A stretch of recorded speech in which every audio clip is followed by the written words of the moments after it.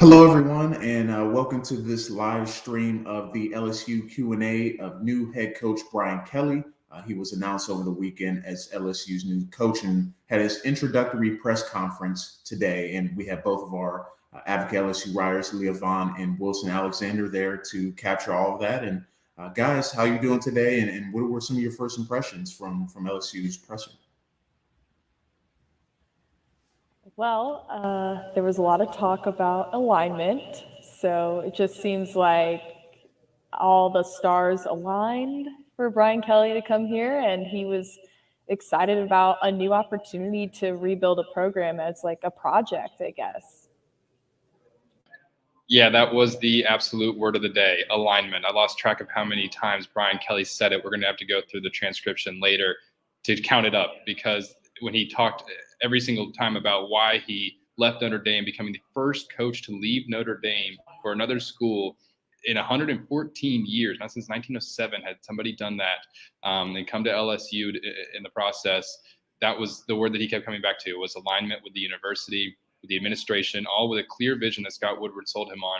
And that vision is clearly to sustain the program and win championships. LSU has seen the last three coaches win titles. That's a reason it's an attractive place, but it hasn't been able to maybe completely harness that on a consistent level, really since Nick Saban, who wasn't here that long enough to really see it all the way through. So the hope here is that Brian Kelly will be able to do that, and that's what he kept talking about in his press conference, is coming here to sustain a program for a long time. Obviously, that with that 10-year contract, he'll have the chance to do it. Yeah, there was a lot of talk about alignment and this being the right opportunity. But I want to kind of back it up a little bit and ask you both kind of what your initial reactions were when you heard that Brian Kelly was going to accept the LSU job. So I'll start with you, Wilson. Were your kind of initial reaction to LSU getting the big fish, so to speak, that Scott Woodward talked about throughout the process of searching for LSU's next coach?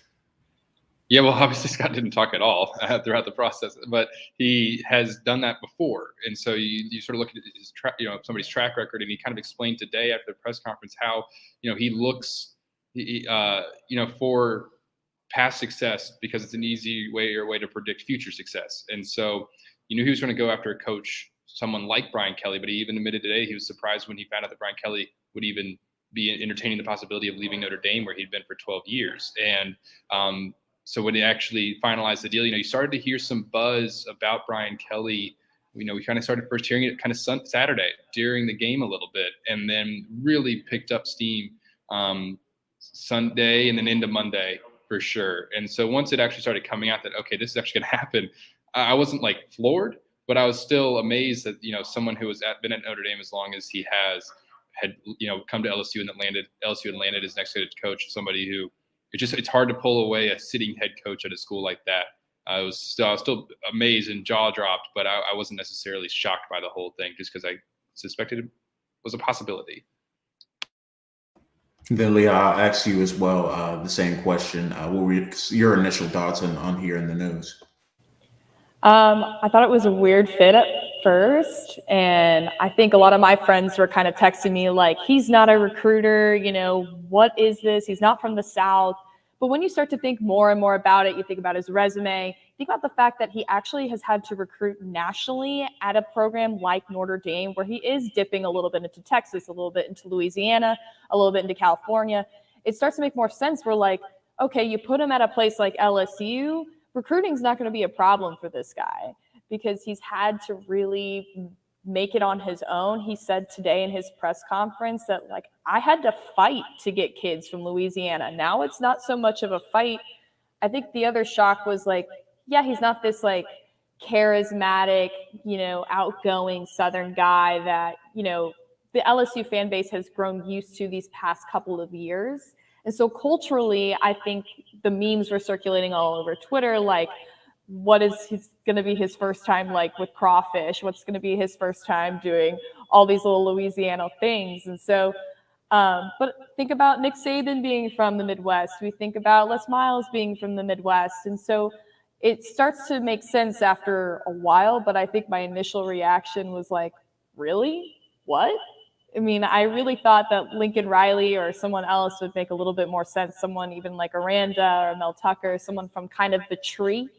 But this is really a fresh start for LSU, and I think that LSU could also use some discipline when it comes to administrative things too. For sure, and kind of want to talk about something that was brought up during the press conference as well, was kind of the timeline of everything that's happening and how it all came together. So I'll start with you, Leah, this time. What sense did you kind of get on that timeline, and how quickly things were able to come together for LSU to get Brian Kelly not only committed to the job but in the building by Monday? So it seemed like no one really wanted to give any details on the exact timeline. But from what he told us was it took one 45-minute conversation with Scott Woodward for him to be completely sold on the LSU job as a whole. Now, as far as like when he was contacted, Brian did not give any clue. He just said, oh yeah, I let my agent like handle all of that. And then he finally presented the idea to me like a couple days ago. I think that's what I gathered from it. And Scott didn't really give us any more clues afterwards either. Now, let you hop in on this as well. Wilson, do you have anything to add to that, or was that kind of what you kind of took away from it as well? Yeah, it's been indicated to us and reported elsewhere that LSU reached out to Brian Kelly early on in this process, and he at first said no. But since then, like Leah mentioned, it's unclear how many conversations they had, when those conversations were taking place. A lot of this stuff gets done through back channels, gets done through those agents. And Woodward has a prior relationship with Brian Kelly's agent, which, I'm sure he has a prior relationship with a lot of agents. He's been doing this for a long time, but that could have maybe helped smooth things over and accelerate things. But yeah, I think in the end, Brian Kelly said that it was sort of presented to him. He said this morning on the Dan Patrick Show, after their last game, and then over the next few days, it just picked up, and it got solidified on Monday when he was out recruiting in California, and he got back on a plane conveniently with his attorney and came back to South Bend.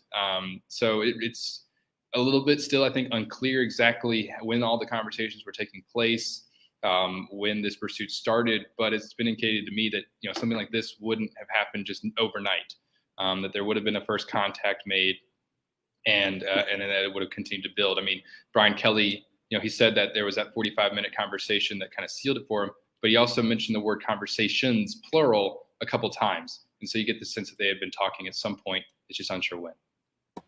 And then obviously there's been a lot made about his departure from Notre Dame and kind of how that all went down. Did he say much, or did you gather much from that departure? I know that during the press conference he really didn't go into detail about it, but he said he would make sure to talk to his players face to face about things. So I'll start with you, Wilson. What were kind of your I guess kind of thoughts on what he was saying about his departure from Notre Dame and how that all went down? Yeah, there's been a good bit of good reporting done from Notre Dame, side of things, on how that how that sort of went. It was a very short conversation yesterday. There's been audio obtained of it. It lasted about 3 minutes and 40 seconds. Then he left. He didn't take questions. And Brian sort of said that he was able to get in front of them and tell them he loved them and all that. And he said those things, but it was short. It was at a short and abrupt exit. And you can get the sense reading those stories out of Notre Dame that the universities and the players are hurt, and the university was a little bit shocked. Although Notre Dame athletic director Jack Swarbrick said he wasn't necessarily surprised, because he had just sort of read the tea leaves a little bit over the last few weeks and could tell that maybe Kelly was going to make a change. This thing, I would have just add this caveat though: these things happen in coaching searches. They happen a lot. Brian Kelly has done this before. It does not make him necessarily a bad person. It would maybe handle it different. Other people would handle it differently. But he's not the first, and he certainly won't be the last to make an abrupt exit from his school. Then, Leah, I'll have you jump in on this one as well. Anything else you could gather kind of from that departure, or anything else in regards to Notre Dame? Yeah, I think we heard his interview on the Dan Patrick Show this morning that the news broke when he was getting on the plane after visiting a recruit on the West Coast at like 5:30 in the morning or something. And so he was saying Yeah, he wished he would have been able to tell his team before the news went public, but that's just kind of how today's age works. And then he flew right back to South Bend and, of course, had arranged the famous 7 a.m. meeting that everybody was talking about. And, he did say multiple times in the press conference, like, how much he appreciated his time at Notre Dame, how much he believes they are a college football playoff contending team, and how much he believes in those young men, and how there's really no right way to say goodbye. I think that, everybody's going to be upset if you're saying goodbye. No one likes to leave. No one likes when a good person leaves. And he's a guy that won games and he left. And so, of course, people are going to be mad no matter how he leaves a place. I don't think it's my place to place an opinion on how he leaves his team. Now, kind of want to get to a couple of questions that you guys were able to ask. Lee, you asked him about his development of offensive linemen and sending him to the league. What do you take from that answer that he gave you about the offensive line? And obviously, it's been a huge issue for LSU this season, dealing with constant shuffling and struggles during the season at offensive line. Yeah, and that's something that I've noticed, and that we gathered together this morning and we're kind of brainstorming some ideas. And so I figured, okay, how is he going to bring that here? Is he going to bring some Midwestern boys down south and develop them? What does he look for and how does he develop them?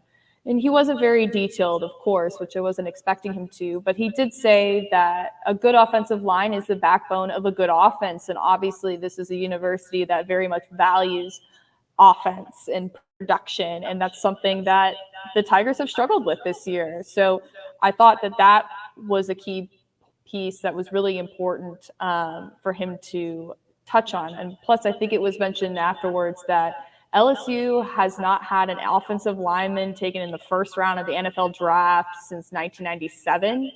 I'll have to go back and check that. But, and I talked to some recruits last night, and one of them was from the offensive line, and he said, this is a reassuring hire for me because I am an offensive lineman, and I like his reputation for developing people in that position. And then Wilson, you were obviously able to get the first question of the day, and we kind of talked about it already. The departure for Kelly to come to LSU. What kind of some other nuggets did you get from kind of the press conference that you thought were either significant or worth noting? They was asked kind of a variety of questions throughout. Yeah, we'll continue to sort of digest it throughout the day, of course. And when a press conference lasts almost 40 minutes, it's maybe hard to think right off the bat. But I guess some of the things that stood out were, he's got a sort of people sort of see him as a bland kind of character maybe, but he's got a little bit of sense of humor to him. He was asked about that transition from to Louisiana, a place that is very unique and not like anywhere else in this country, and that he had never lived in it. He mentioned that he had never been to Notre Dame before the day he was hired, similar to here. The first step that he ever really took in Louisiana was yesterday when the plane landed and he stepped off the ramp. But he he threw up the L at one point, and he said, "I know what this means now," and he's going to continue to kind of learn what those things are.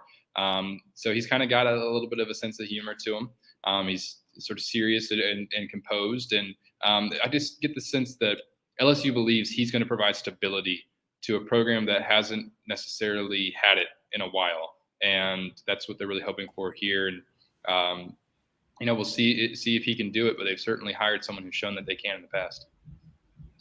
For sure. And I kind of want to ask a follow-up question on that. You talk about stability. How important do you think that is for this program, coming from, 2 years ago winning a national championship? Obviously, last couple of years have been pretty disappointing.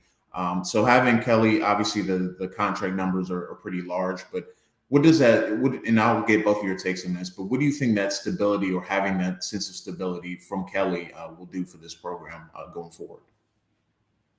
It's everything.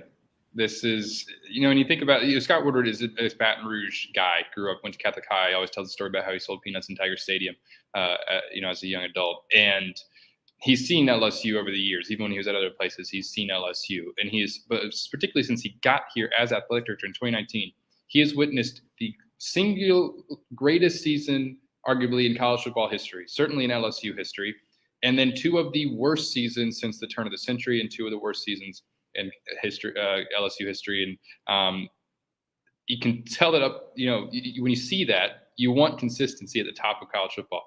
LSU expects to compete for national championships on an annual basis. It's hard to do that. It might be a little bit more realistic that to get in the playoff every year once it expands. Then LSU, that would really become the expectation. Although I think that a lot of fans would already hope for they need the playoff every year now. But in order to do that, you have to be stable. You have to be consistently winning 10 games and giving yourself a chance. It's hard to win a championship, but if you sit around the top long enough, you're probably going to break through and get one. And if you become a program that's annually contending for that, then maybe you'll get a couple. And so that's everything for LSU right now, is having that kind of a program, not just one good team, but several good teams in a row, so you can show that you can sustain. That word was brought up today, sustain. That's what they want to hear. And let me interject real quick before I have Leah answer the question. We have a question from Ian, and he asks, would this offer not have been there for Kelly if he would have finished the season at Notre Dame? And Leah, since it wasn't just finished talking, I'll give you a crack at this question if you have an answer for it. Let's see. I don't know, because he did kind of address this, if I remember correctly, because someone was saying, if Notre Dame was number 3 in the playoff, would you have left? And also, he did take this job after the regular season was over.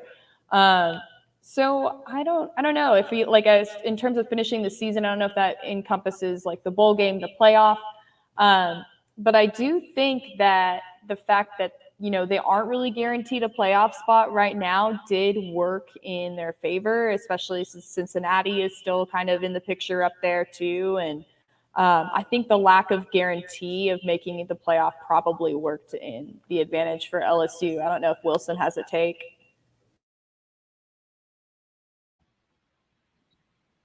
Not so much a take. They wanted to get this high. They would have waited for their hire. If Brian Kelly had sort of given them agreement in principle, they might have waited. It's hard to say with absolute certainty on really anything about this search. Scott Woodward keeps everything extremely close to the vest.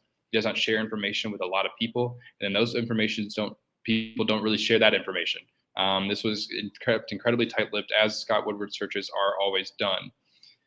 That being said, because of the early signing period on December 15th, it is incredibly important for colleges to get their coaches in place well before that. You're going to see Oklahoma and Notre Dame it's going to be an interesting case study, what happens at those schools as they are now reacting to the hire, Lincoln Riley and Brian Kelly being hired away from those schools, how they're able to handle that transition with only 2 weeks until signing day.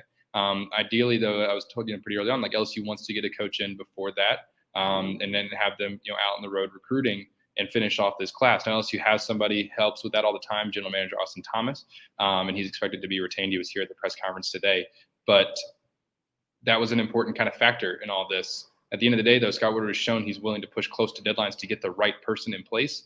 And LSU might have waited. I don't know for certain, but obviously now they've got their guy. And I'll go back to the question about stability that I asked Wilson earlier, and Lee, I'll get your take on it. How important is having Brian Kelly to have that stability for LSU's program? How important do you think it is? I think after witnessing half a season of instability, since I jumped on this beat mid-season, I'm thinking, wow, it's got to be a relief for the players. And I know that also Brian has a reputation for, a lot of his assistants leaving. I think at Notre Dame there were 3 or so offensive coordinators that left for different jobs elsewhere or head coaching jobs elsewhere. So you'll have a little bit of that. That's to be expected over the years. But given the fact that LSU started this year with a brand new offensive coordinator, brand new defensive coordinator, and just a lot of, changing up the defense, changing up the offense, even changing up the quarterbacks at this point, I think that having some sort of stability, not only in Brian Kelly himself, but also whoever he brings in, hopefully they can stay for a couple of years. And so they can really establish a system that they can stick with And stability is also incredibly important with recruiting, which is why I think we've seen some of these rumors about retaining some people on staff like Kevin Falk and Corey Raymond. I think, a lot of those recruits form those relationships very, very early, especially as early as their freshman or sophomore year. And when it comes to long-term stability, that's going to help with recruiting. That's going to help with keeping the top five recruiting class standard here at LSU. All right, and we have another question here. What assistant coaches stay? I know that was a question asked, during the press conference, and he didn't give much of an indication there. But do any of you have a take on this question per se? Yeah, I'll handle this one. As Leah mentioned, Corey Raymond is a name to watch.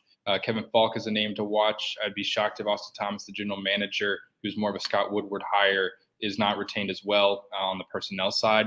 There was a report this morning that Jack Marucci, who's kind of their analytics guru, is expected to be retained as well. But also look out for Blake Baker. The linebackers coach has been really impressive this year. He was a huge reason that Damone Clark had the season that he did, and has connected well with those players that they have there now. And then also Brad Davis, the offensive line coach, who obviously the offensive line has taken a lot of heat this season. They haven't had a great year, but you have to remember that he's a guy who a lot of teams want. Florida, I've heard, won some. He was at Arkansas. LSU, had to kind of pluck him out of the nowhere in the middle of the summer to fill that position after they fired James Craig, and paid him $830,000 to do it. So that's somebody who that would also maybe be considered to stay on. Past that, though, as Brian Kelly mentioned today, this is going to be a process. You've got two teams that have the postseason games. It would almost maybe be a little bit easier if LSU wasn't making a bowl game, but it is, and is expected to play in one. And but at Notre Dame, obviously, possibly in the playoff if things shake out in a certain way, and Brian Kelly's going to look at Notre Dame's assistants as well, and is reportedly trying to pursue some of them. But this is going to take some time with both of those teams still playing and those coaches still coaching. All right, final question here from a viewer, from Ian again, and you just mentioned it, Kelly going after some Notre Dame assistants. So Ian asked, any updates on Kelly trying to get DC, the defensive coordinator, and the offensive coordinator, Tommy Rees, as well as Freeman from Notre Dame as well? So he mentioned in his press conference that he does have an interest in bringing some of his staff from Notre Dame here to LSU. The reports that I've seen this morning say that Notre Dame is trying to retain Freeman. To what capacity, I don't know, because I think he's been rumored as a good pick for next head coach if they choose to go that route and promote from within.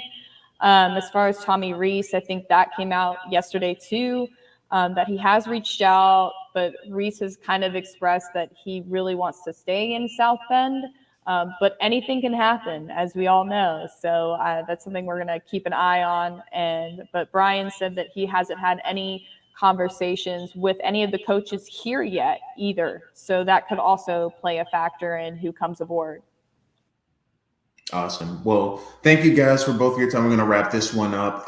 Both of you guys have some things to get to from the press conference. So make sure to check out all their work on theadvocate.com. They have all the latest information and news on the Brian Kelly hire and all things related to LSU. Thank you guys for joining this Q&A, and we will hopefully do this sometime again. And enjoy the rest of your days, and we'll see you guys later. Thank you, Devin. Have a good one, man.